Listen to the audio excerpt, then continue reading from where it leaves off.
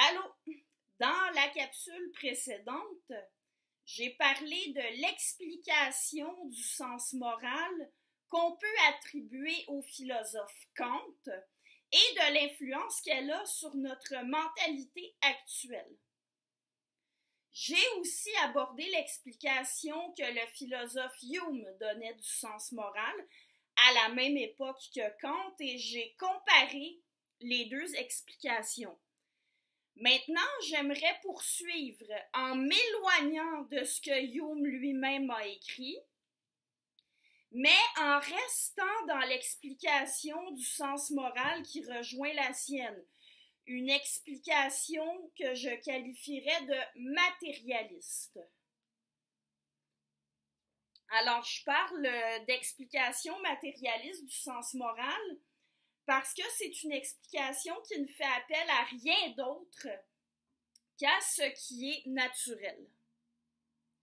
Alors, selon l'explication matérialiste du sens moral, il y a 3 facteurs qui rendent possible le sens moral chez l'humain, parce que c'est une spécificité de l'humain, le sens moral. Alors, quels sont les 3 facteurs qui le rendent possible? L'empathie en est un, je l'ai dit précédemment. Et je rappelle que l'empathie, c'est la capacité de se mettre à la place des autres, de ressentir ce que ressentent les autres.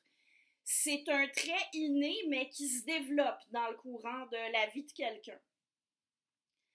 Vous remarquerez que l'empathie n'est pas un trait spécifique à l'humain.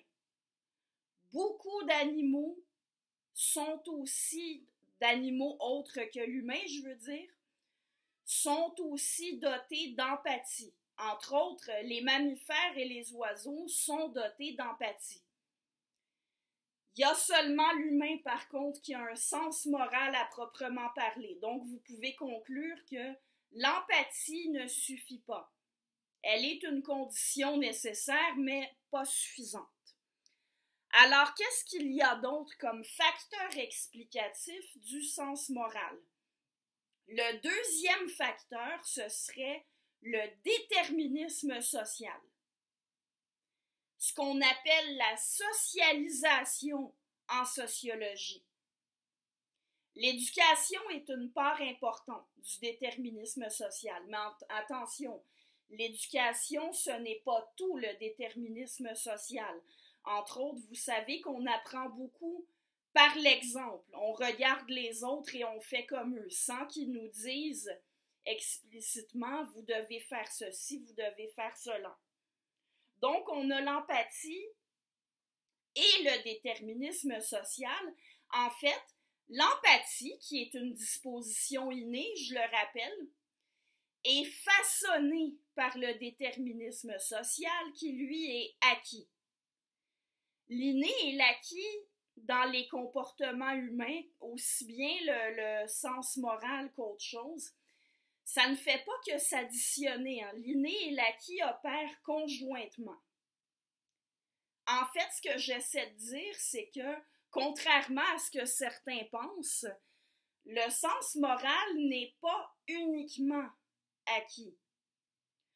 Il est en grande partie acquis, certes. On apprend à respecter certaines règles. Et les règles spécifiques auxquelles chacun se sent lié dépendent en grande partie de l'environnement social de chacun, de la façon dont on a été éduqué, des règles que les gens autour de nous ont l'habitude d'appliquer. Oui, ça compte. Alors clairement, on ne vient pas au monde avec un sens moral déjà présent. Le sens moral, il ne peut pas exister sans le déterminisme social. Cependant, le déterminisme social ne servirait à rien s'il n'y avait pas des dispositions innées pour le recevoir. En d'autres mots, il serait impossible de donner une éducation morale à des êtres qui n'ont pas d'empathie. Pour acquérir ce sentiment-là, qu'on appelle le sens moral, ce sentiment d'être contraint par des règles, indépendamment de ses objectifs personnels et des personnes en autorité, il faut avoir les dispositions innées qui permettent une telle acquisition. Je vous renvoie à la capsule précédente, celle dans laquelle j'ai dit que la majorité des humains ont un sens moral, même ceux qui ont des gros défauts sur le plan moral. L'humanité, je le répète, elle ne se divise pas en deux types de personnes, le type Lisa Simpson et le type Eric Cartman. Par contre, le type Eric Cartman, il existe. Et justement, les humains dépourvus de sens moral, ce sont ceux qui sont dépourvus d'empathie, c'est-à-dire les psychopathes et les sociopathes. Remarquez que les psychopathes, dans la vraie vie, ils ne correspondent pas tous à l'image de tueurs, de tortionnaires qu'on leur donne dans les films d'horreur. Ce sont des gens qui ne peuvent pas acquérir de sens moral. Donc, probablement des gens qu'il n'est pas agréable de côtoyer, mais pas forcément des tortionnaires ou des meurtriers. Parce que justement, le psychopathe, il peut suivre des règles. Il peut obéir à un supérieur hiérarchique, par exemple. Il peut suivre des règles pour protéger ses propres intérêts. Alors, par exemple, il ne va pas nécessairement aller tuer des gens parce qu'il sait que s'il tue des gens et qu'il se fait prendre, il risque d'aller en prison. Il ne veut pas aller en prison. Alors, il peut certainement suivre des règles pour protéger ses propres intérêts.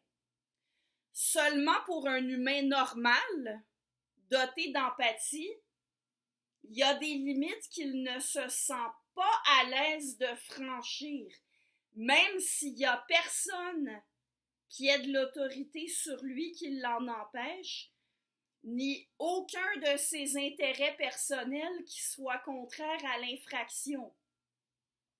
Il ne se sent pas à l'aise de les franchir.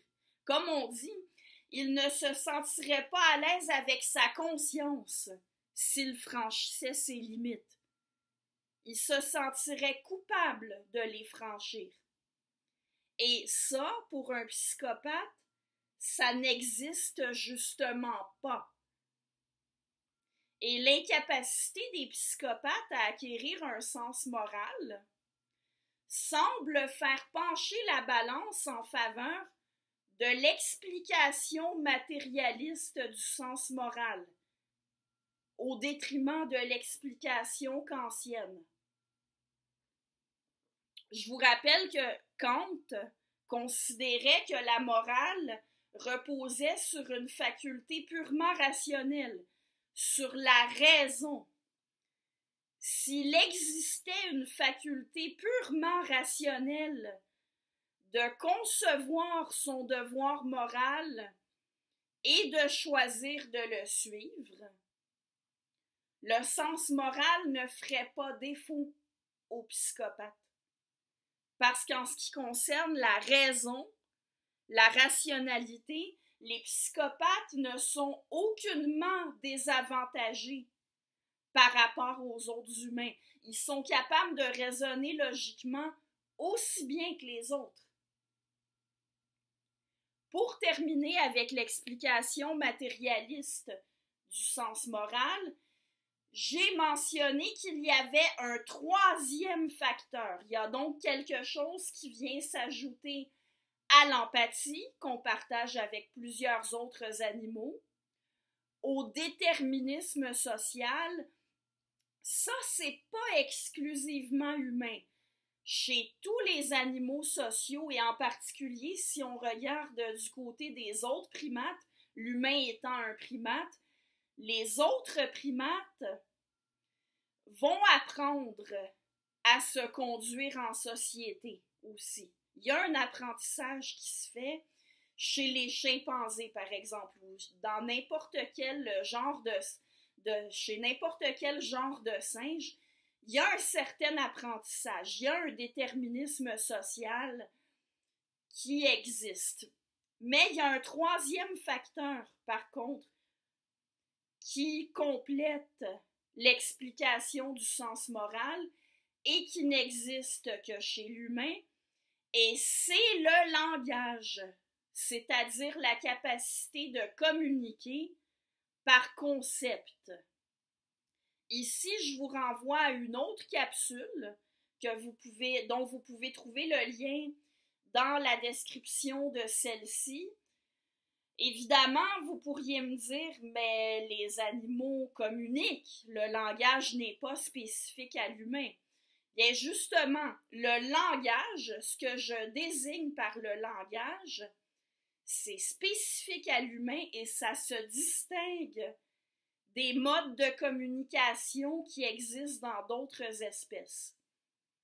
La simple communication, ça ne suffit pas pour établir des règles morales. Il faut communiquer par concept pour établir des règles. Reprenons. Avoir un sens moral, c'est se sentir lié par des règles. Des règles doivent être édictées. Elles impliquent un langage. Chez d'autres animaux, entre autres chez les singes, on retrouve ce qu'on pourrait appeler des mœurs. Il y a des contraintes dans les sociétés d'animaux sociaux. Et ceux qui n'obéissent pas aux contraintes, ceux qui ne se conforment pas aux attentes du groupe, risquent de subir des sanctions de la part des autres. Étudier les sociétés de primates autres que l'humain le révèle avec évidence. Par contre, même les animaux très très proches de nous, comme les chimpanzés par exemple, ne peuvent pas édicter des règles parce qu'ils ne parlent pas. Et du coup, ils ne peuvent pas avoir de code d'éthique, de textes de loi, de constitution, de livres religieux. Ils ne peuvent pas avoir de documents dans lesquels on consacre des règles de conduite. Ça, c'est seulement dans l'espèce humaine qu'on va retrouver ça. Et je réitère, la morale, ça se retrouve dans toutes les sociétés humaines. On n'a pas forcément les mêmes règles, mais dans toutes les sociétés humaines, il y a ce genre de documents. Même en l'absence de l'écriture, il y a un code de règles qui est transmis oralement. Alors, pour résumer, depuis le début, Kant expliquait le sens moral par la raison en excluant les sentiments des facteurs du sens moral. Alors que Hume, au contraire, expliquait le sens moral par certains sentiments. Hume était convaincu qu'un raisonnement à lui seul ne peut pas motiver quelqu'un à agir. Et comme la morale concerne l'action, elle ne peut pas se passer de motivation, donc elle ne peut pas, de ce fait, reposer sur un peu raisonnement. L'explication matérialiste, qui va dans le sens de Hume, est de plus en plus corroborée non seulement par la psychologie et la neuroscience, mais aussi par l'étude de certains animaux, notamment les autres primates. On constate de plus en plus les points communs. On constate qu'il y a beaucoup plus en commun entre ce qu'on appelle la morale et les comportements qu'on retrouve chez les autres primates. Cependant, le sens moral demeure spécifique à l'humain.